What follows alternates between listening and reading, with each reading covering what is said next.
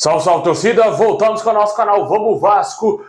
Pessoal, uma péssima notícia aí para os planos do Vasco em 2023. O técnico Vojvoda não será o nosso treinador. Vamos falar desse assunto, vamos falar aí dos nomes disponíveis que o Vasco pode buscar no mercado para contratar. Também vamos falar aqui da situação de um jogador horroroso do Vasco que está de saída para o clube da Série B. Fiquem até o final, muita notícia, muita coisa, muita novidade. Mas antes de começar o vídeo, já sabe, né? Deixa o like, se inscreve aí no canal, ativa o sininho das notificações para você não perder nada. Valeu demais a galera que está se inscrevendo todo dia aqui no nosso canal.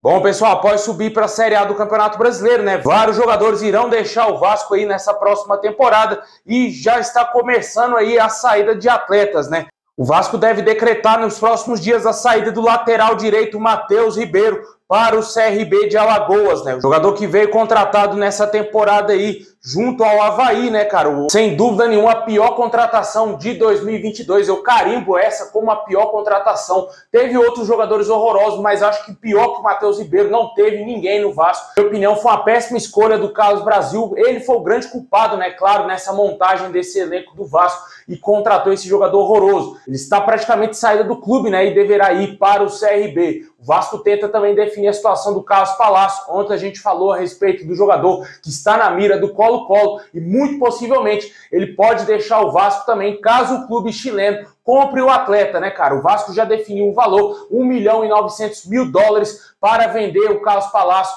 para o Colo-Colo. Isso gira em torno de aproximadamente 10 milhões de reais, caso o time chileno queira bancar a contratação. Essa semana o Vasco deverá responder em uma outra contraproposta do Colo-Colo, né? Eles querem um jogador talvez por empréstimo também, e pode ser que, quem sabe, o Vasco aceite liberar ele por alguma quantia, né? O Colo-Colo, lógico, vai ter que pagar uma liberação aí para o Vasco ceder o jogador por empréstimo essa temporada no clube chileno. E a gente fica aí no aguardo também quanto a outras renovações de jogadores, né? Como o caso do Nenê, Alex Teixeira, Yuri Lara, bem, outros jogadores se irão permanecer no Vasco ou não. A grande maioria dos atletas irão sair do clube, né? O Vasco ainda tem que definir situações de jogadores que ainda têm contrato com o clube para a próxima temporada, como é o caso do goleiro Thiago Rodrigues, que tem aí uma cláusula no contrato dele de renovação automática. A mesma coisa aí o Edmar, ambos também têm essa cláusula.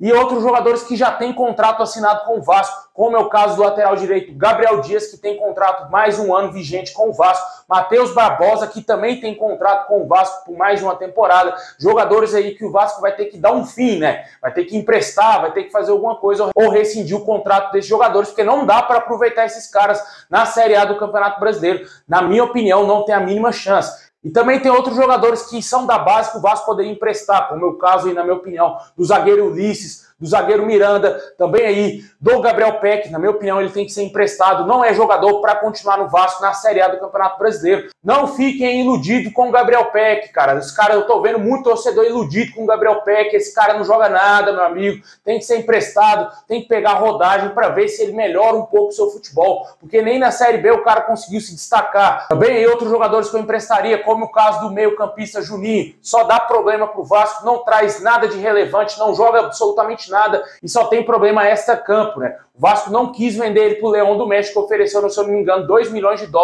por esse jogador, e agora ele continua dentro do elenco do Vasco, né? O Vasco vai ter que dar um fim nesses jogadores. Na minha opinião, todos esses caras não terão espaço para a próxima temporada. Deixa nos comentários aí o que você faria com esses jogadores que ainda têm contrato com o Vasco e também esses outros jogadores que podem renovar o seu contrato automaticamente com o Vasco.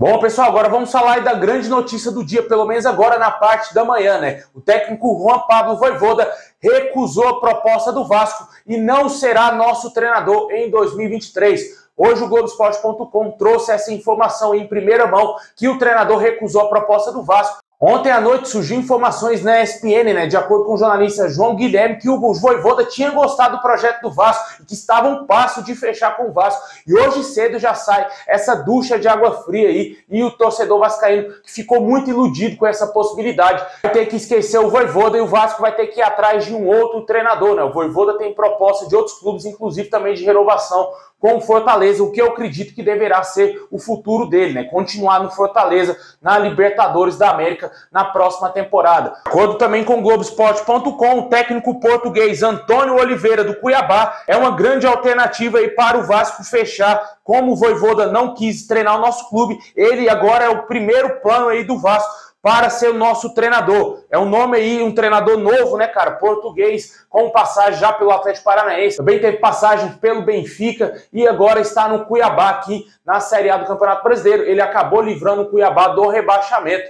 Com certeza, graças ao trabalho desse treinador, o Cuiabá se livrou aí da degola, né? É um treinador que eu não contrataria. Na minha opinião, o Vasco precisa de um técnico experiente, um técnico já um pouco mais rodado. Não treinadores apostas, né, cara? Eu acho que não dá mais pro Vasco ficar fazendo aposta. A gente já tá cansado de ver tanto treinador inexperiente vir dirigir o Vasco, treinadores que não dão certo no Vasco, né, cara? A gente viu muito isso. Na minha opinião, eu não contrataria o técnico Antônio Oliveira. Pode ser um bom treinador, pode ser um técnico aí da nova geração, pode ser um técnico português, né, que tá na moda aí, trazer técnico estrangeiro, mas eu não contrataria esse técnico. O Vasco agora tem outras opções aí disponíveis no mercado, nomes que até então estavam descartados, como o do Odair Hellmann e também aí do André Jardim, podem voltar à tona porque foram nomes especulados e foram nomes sondados pelo Vasco aí algum tempo atrás. E pode ser que eles voltem à tona no nosso clube. O Vasco vacilou demais em confiar que o Vojvoda iria aceitar o nosso projeto, né? Eu falei disso aqui no nosso canal. O Vasco tem que já preparar um outro terreno, já tem que ir em busca de um outro treinador, porque vai que o Vojvoda não aceite. Tá aí a resposta, né? O cara não quis treinar o Vasco e o Vasco agora vai ter que correr contra o tempo para fechar com o treinador. Inclusive, o Vasco fez a maior burrada que eu vi nessas negociações após o término da Série B, que foi esperar o Vojvoda, né, cara? O Vasco esperou o término do Campeonato Brasileiro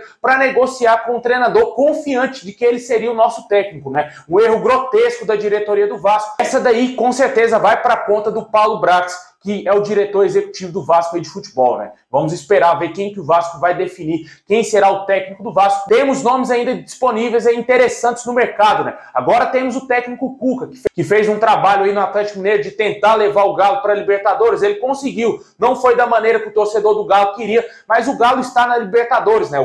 O Cuca, na minha opinião, é um técnico indiscutível. Cara que já foi multicampeão aí na sua carreira, campeão de Libertadores, Campeonato Brasileiro. Eu acho que talvez ele, pegando um trabalho do zero, um treinador já experiente, vitorioso, pode ser que dê certo no Vasco. Ele mesmo já falou anos atrás que tem um desejo de treinar o Vasco. Pode ser que esse seja o momento ideal para o Cuca ser o nosso treinador. Também temos um outro nome disponível, que é do Eduardo Cudê. Esse corre por fora. De acordo com algumas informações, ele teria dito que no Brasil gostaria de treinar o Atlético Mineiro. Vamos ver quem vai ser o técnico do Vasco. Na minha opinião, o melhor nome que está disponível no mercado seria o Cuca, né? O Marcelo Gadiardo, que também seria um outro nome que eu gostaria de ver no Vasco, fez uma pedida exoberante aqui para o futebol brasileiro, totalmente fora dos padrões. Eu acredito que o Vasco tem que correr atrás do Cuca antes que algum outro time feche com ele. Outros nomes aí disponíveis, como o nome do Maurício Barbieri, não me agrada, cara. Esse treinador tem que passar bem longe de São Januário, na minha opinião. Deixa aí nos comentários quem para você deve ser o novo técnico do Vasco para a próxima temporada. Temos esses nomes aí disponíveis. Agora é o momento da verdade, né? É o momento do Vasco ir atrás de um treinador e contratar o quanto antes e começar aí a montar o elenco para a próxima temporada, antes que os outros clubes contratem os jogadores que o Vasco está querendo, né?